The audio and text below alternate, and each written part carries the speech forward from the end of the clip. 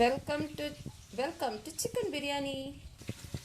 ഇന്നത്തെ അടിപൊളി ചിക്കൻ ബിരിയാണിക്ക് ചിക്കൻ മാരിനേറ്റ് ചെയ്ത് വെച്ചേക്കുക. ജിഞ്ചർ ഗാർലിക് പേസ്റ്റ്, മുളക് പൊടി, മല്ലിപ്പൊടി ഒക്കെ ഇട്ട് വെച്ചേക്കുവാണ്.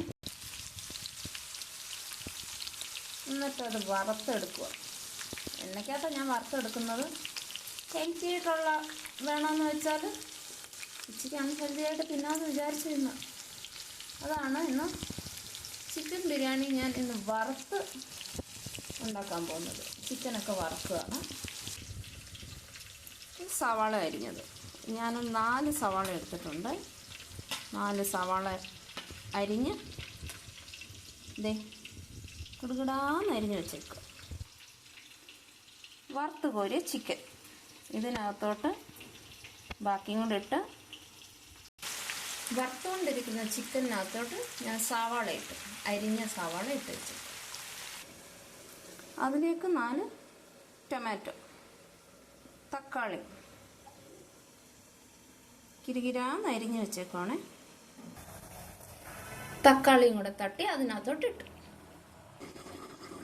ഞങ്ങളുടെ ഇവിടെ യൂസ് ചെയ്യുന്ന ബിരിയാണി റൈസ് അരി കഴുകി റെഡിയായിട്ട് വെച്ചേക്കുക. ചിക്കൻ പകുതി വേവിച്ചിട്ട് അതിനകത്തോട്ട് റൈസ് ഇട്ടു. റൈസിനകത്ത്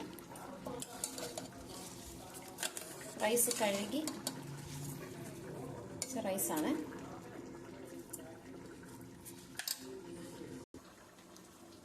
ഏലക്ക, ഗ്രാമ്പു, പട്ട, ബേ ലീഫ്.